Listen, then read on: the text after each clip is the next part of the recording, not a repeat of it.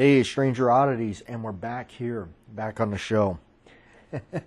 I was watching this morning one of my favorite channels, Led 8541 here on the YouTube. I really like Led's videos. You never know what you're going to get, and especially I like his cooking videos. He's got one of my favorite videos out there. It's go ahead and check it out. He's cooking candied bacon. It just is just awesome. Don't watch his channel if you're hungry, because you're gonna be starving by the time the first 30 seconds of the video happens. But he did a cooking video with candied bacon, and it is just fantastic. I swear. But then again, bacon is anytime, anywhere, right? Or hearing somebody said one time, they don't trust somebody that doesn't like bacon. Ain't that the truth? Speaking of food, referring back to the living on the island, there was a really good Italian New York style cooking food kind of stuff. It was a restaurant called Bianelli's. It was ran by a guy. I have met the guy briefly. Really cool dude. I believe he's from the New York area. I'm not sure whereabouts. But he prided, his main thing was the pizzas. The pizzas were just awesome East Coast pizza. Just really good stuff. I've yet to try and have any kind of pizza that was anything near what he had done. And that, that's crazy, because that's saying a lot. Anyway, he had one of the things in his restaurant, which he had a bunch of movie posters everywhere, and one of the posters he had was the Taxi Driver, and well, of course that's one of my favorite films. And man, he had like a couple of different variations of the posters. There's so many different covers of that movie, and I've always felt like that cover of that movie was just great.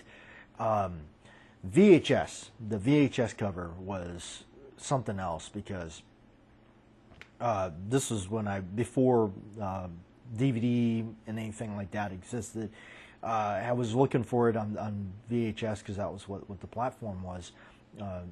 VHS had beat Beta. Anyway, but the cover was a yellow box.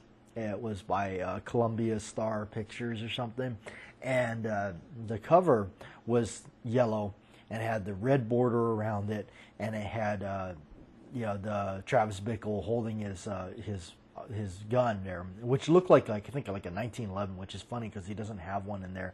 But then he had his big face there on there with a hand coming up, just like a ghost hand holding a gun, almost like, I don't know, it's weird. And then of course the smoke on the bottom, which is probably representing like the smoke or fog in New York City. And then the cab in the background, and then Jodie Foster kind of just leaning almost against like the image there. And it was kind of a really neat image that they created there. Really cool. That's the VHS cover image that I remember, and that's a VHS copy that's definitely dated. Of course, the other poster art is the most infamous one, which is just he's just standing there in his gray or green jacket. Yeah, he has a green jacket, and his belt buckle and all that, and his boots.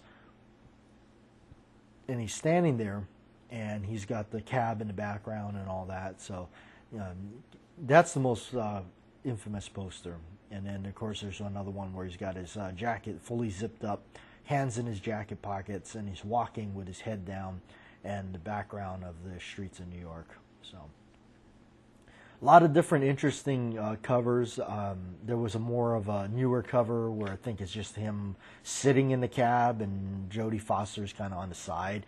But I always found that was interesting because that was kind of her first movie. That was really, in fact, when you watch it, it just says literally introducing Jodie Foster, which is kind of funny.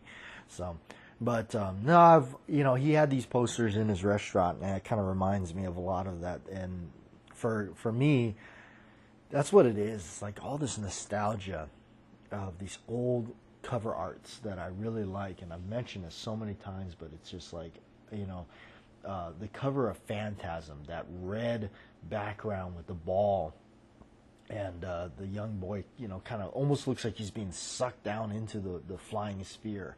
And then the lady's face, that screaming agony looking face, and you got the tall man on there. Those artwork from all that back then on VHS days were just awesome, because it's like they put thought into it. It's like they really put more effort into the posters and the cover arts and stuff like that back then, because they really relied on a lot of that for you to rent the tape, or, you know, possibly go to the theater and see it. But, you know, of course, you know, going back to those times where going to the theater and seeing these things was a big thing. Nowadays, it's just, you know, it's a sad, pathetic affair, really, where just people just, you know, this whole, well, I can just watch it at home on the streaming network, which is, I guess, okay in a sense, but I miss those days where, you know, we used to gather everybody up, and going to the theater was a big thing. It was just like a big, you know, and lately, I mean, to be honest with you, I've gone to the theater. I still go to theater myself, and you just see a lot less people in there now, which is kind of neat, I guess, if you don't want to be sitting around with a bunch of yakking people. But it's still, it's kind of a sad state of affairs to me to see this kind of drawback, this recluse kind of society. But you know. It was. I will always remember those days of where we would go to the video store and rent stuff. That is just so awesome, and to remember a lot of that. But you know, on the other note, I'm really glad that a lot of these companies that are releasing these Blu-rays and stuff like that of all these old films from the days past, they're going back through and they're re-releasing the original cover arts. So I'm actually sitting here looking at this. Looking up some images, and looks like there's a company that has a DVD, or it's a Taxi Driver VHS edition on Blu-ray, something like that, where they've actually, it looks like they took the old, they look like they took some old images and made it look like the old VHS cover. Let's see what the website says about this, or who this is. It says Blu-rays for everyone. Exclusive slip. Oh, okay. So you're just getting the slip cover. That's what you're paying for. You're just getting a slip cover. That's very interesting.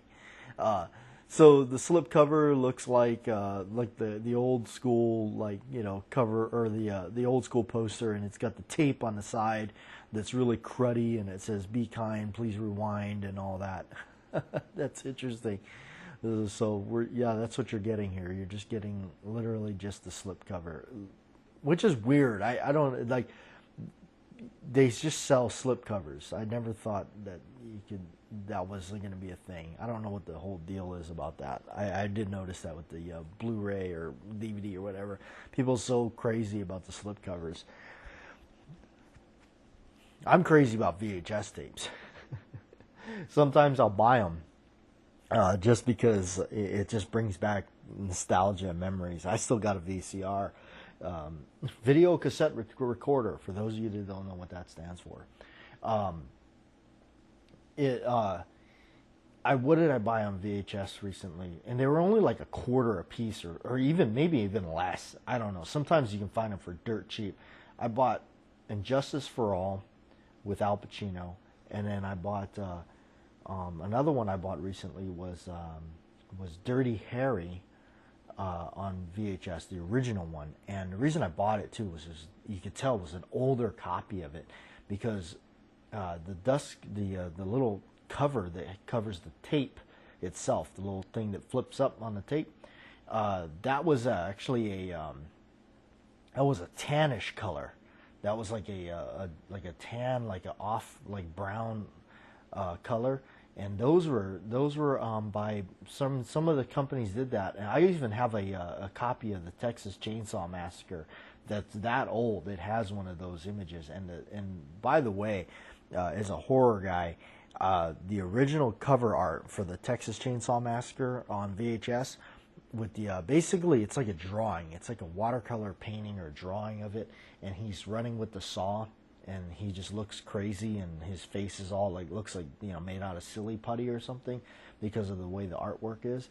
Fantastic artwork. That was one of my favorite, and I remember renting that from the video store, and it was just that, you know, and I was really young, and this was way back before, you know, things got so like, oh, you can't do this, can't do that, you can't sneeze this way because it will hurt somebody. Yeah, I remember my dad saying, well, if it's too scary, we'll shut it off, but yeah, let's rent it. So we rented, and you know, I mean, it was great. I love watching these. You know, that was just awesome stuff. So all that, you know, again, back to that, was like the cover art really made you want to watch these movies. It was like, wow, what is this? You know, what's the? I always remembered like the Nightmare on Elm Street covers. You know, where you got you know, the claws are coming out of the ground, and you had Freddy's face and up in the sky, and it was like this weird like hand pulling some of his face apart, you know, from number 4 or something like that. It was just like, ooh, you know, what is that? Oh man. And you know that, but unfortunately, those are the days gone by, which I never thought, you know, was like, wow, what has so happened with everything? But you know, you can still find these things. I get a lot of questions like, where did I get this? Where do I get that? Man, eBay. Come on, people, eBay. Let's you know, instead of bashing some of the technology, I guess there is some good things about it. We can do this radio show here, and we do this kind of stuff and all that. So there is some good things about it, and the power of being able to go on something like eBay and literally search down things. You can buy things, and you don't have to. You know, it makes it easier because you have the basically access to the world. And somebody somewhere has got it, and they've posted it on there for sale. So, but yeah, I'm looking actually right now for, you know, you can see the old covers, the old tapes there, but they're not. I'm looking at them right now. They're not the. I'm looking for the original box art with the red border around it. There's the one that I remember seeing. In fact, I probably had this one where it was a newer release of it. Well, at the time, it didn't have the red border. Yeah, I see this one here, and it's the same image. If you know, if that's what you. But I remember the border was the original one, and tape slid out through the side instead of the bottom. I guess they call them the side loaders, and that was definitely something different. Now look at this one. This one's from the UK. Got one from the UK. But let's see. Oh wow, look at that one. That one's got the big old clamshell box. Not a whole lot of them. And then you got, of course, you have the foil, the tin foil, or I called it the foil top, where it's got the silver border on the top of it. Now, those are usually produced by MGM. And I'm not seeing the, so it is kind of hard to find sometimes. They'll pop up every now and then, like the original side loader tape variant of Taxi Driver. But the foil tops and stuff, that was by MGM, and I remember having a copy of The Mechanic with Charles Bronson on VHS, and it had the foil top on it. Yeah, here's one right here. So it's like, you can, yeah, I mean, buy it now. The foil top copy of The Mechanic for $10. Ships out from Indiana. Looks like, yeah, that's the tape I had. It's funny is actually the cassette part with the label is just still the it's a paper label. Now there was one that's, see, it's odd because this is still a foil top, that silver top on the top of it, and then of course the really cool drawing of Charles Bronson. It's just like a painting, which is awesome, and he's holding a Colt Woodsman with a suppressor on it. But the one I had, the label on the tape itself was wow, what do you call it was like it was foil itself. It was a foil type tape, and then it had red lettering. Here's another one. Okay, oh, okay. Here, this person's actually right here in my state where I live, and he's selling it for $10, free shipping. Great.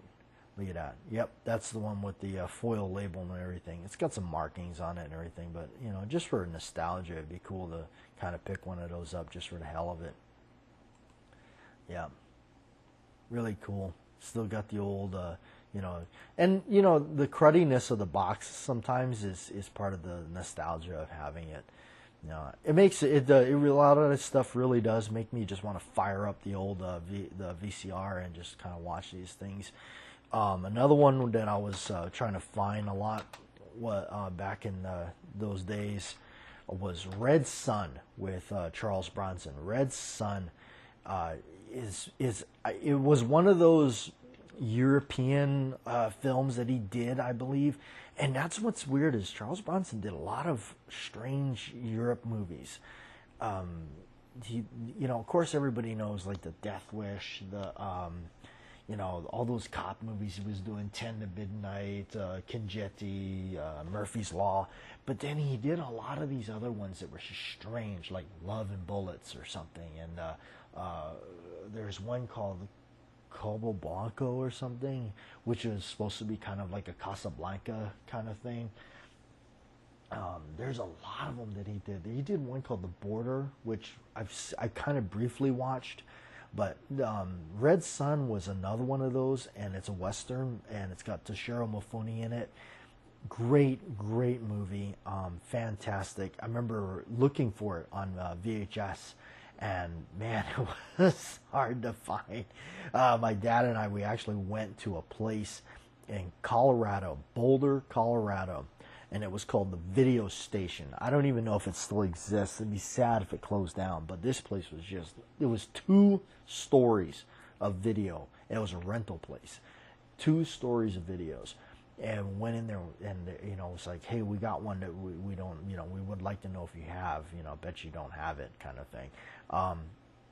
We said, Red Sun. They said, yes, we have it. We're like, what?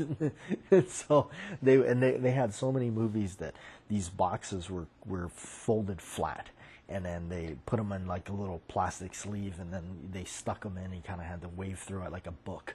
And yeah, they pulled it out. There it was, and you know, a big old box too that, you know, was folded flat. It was by this really unknown company to us. It was like Video Gems. It was just like, again, one of those like paintings, and Toshiro Mifune's in the background wielding his sword, and there's Charles Bronson with his you know, his 6-shooter and everything, and they had it, and we rented it, and we watched it just for good old time's sake. Really a good movie. I have it. I actually bought it on DVD when I first came out to the middle of the desert here, and I found it at one of my favorite places to go, Bookman's. It's a video and book exchange, music exchange. They have DVDs, VHS tapes, vinyl records, CDs, books. I mean, it's just fantastic. I love the place to death. They have everything. And I'm a big fan of just supporting multimedia, supporting actual, you know, actual stuff that you can still buy and still hold in your hand, physical media. I'm a big fan of that. I won't give that up. I refuse to resort to the digital era of like, oh, you can just download it and you can have a file of it or something. No, I want the physical media in my hand. I want to, you know, I'm still that way with my my music. I actually got into buying vinyl, and I think vinyl is awesome, and I love opening it up and reading all the inserts and seeing all the artwork in it and everything. And then, of course, you get the big old, you know, vinyl record, and you watch it turn around and, you know, put the needle on there. And then plus the sound is just unlike anything else other, you know. So, but yeah. Anyway, you know, it is what it is. We still can enjoy some other things, and you know, again, I'm not. I think the technology is. It does have a lot of good, a lot of other points to it. You know, it does have a lot of tools that we can use that make things a lot easier today and helpful. But I think just like with anything else, tools and things like that are just, objects. They're just inanimate objects, or they're just, something that can, same thing with hammers, screwdrivers, and stuff like that. You can use them for the proper job, or they can be abused, and they can become a problem. And I think that's where I kind of stand on a lot of technology and stuff. It can be used for good, but I also don't dabble with it to the point where it becomes a problem. Other than that, I'm pretty analog in life. Thanks for tuning in and listening to the radio.